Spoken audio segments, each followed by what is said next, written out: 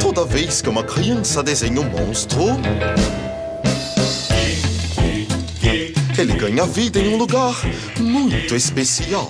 Monstruoso mundo dos monstros.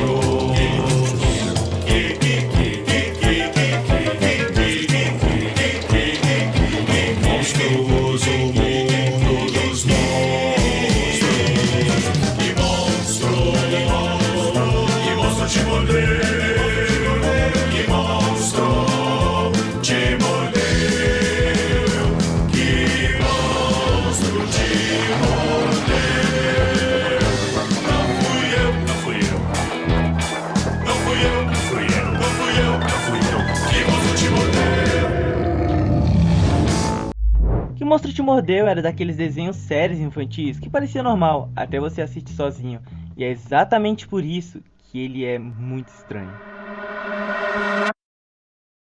O cenário parecia um sonho fébrile. Os personagens tinham um visual meio fantasia de teatro. E o jeito que eles falavam parecia que você estava vendo alguma coisa que não era feita para a criança entender totalmente. E o pior é que quando você era pequeno, você nem sabia explicar o porquê daquilo te deixar desconfortável. Eu tenho certeza que muita gente que assistia isso aqui ficava com a sensação muito estranha, mas não sabia explicar o porquê dessa sensação. Porque tipo, não era terror, não tinha jumpscare, não tinha sangue, mas tinha alguma coisa errada ali dentro. Os personagens pareciam existir dentro de um sonho, e todos nós sabemos que sonhos geralmente não fazem sentido.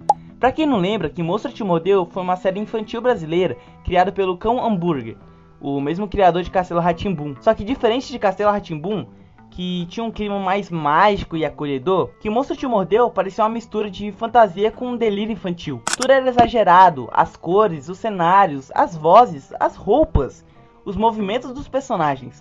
Parecia que o programa inteiro acontecia dentro da cabeça de uma criança depois de tomar muito refrigerante e dormir assistindo TV Cultura. E uma das coisas mais estranhas era justamente os monstros, porque eles eram desconfortáveis. Tinha um monstro com olho grande, outro com expressão parada demais. Alguns tinham uma energia muito caótica, enquanto outros pareciam tristes o tempo todo. E quando você é criança, qualquer coisa quase humana acaba ficando muito estranho. E eu acho que esse era o maior problema desse desenho. Ele parecia vivo demais. As fantasias pareciam pessoas reais presas dentro daqueles personagens. Os cenários também ajudavam muito nisso, porque quase tudo parecia feito à mão. Não tinha aquele brilho artificial do desenho moderno. Parecia um teatro abandonado cheio de fumaça colorida. E isso dava uma sensação estranha de realidade. Tipo aquilo que parecia existir em algum lugar. Mas teve um episódio específico que ficou muito marcado por ser estranho.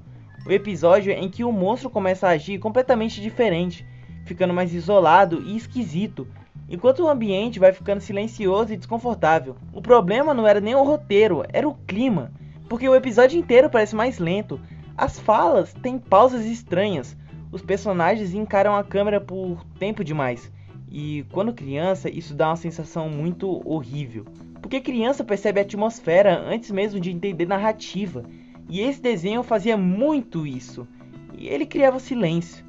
E o silêncio em programa infantil é uma coisa muito perigosa, porque a maioria dos desenhos tenta te manter distraído o tempo todo, mas Que Monstro Te Mordeu às vezes só parava e deixava você olhando para os personagens. Outra coisa que deixava tudo mais estranho era a trilha sonora. As músicas pareciam felizes, mas ao mesmo tempo meio melancólicas, como se tivesse alguma coisa triste escondida no programa. E hoje assistindo, mais velho, dá pra perceber que isso era totalmente proposital.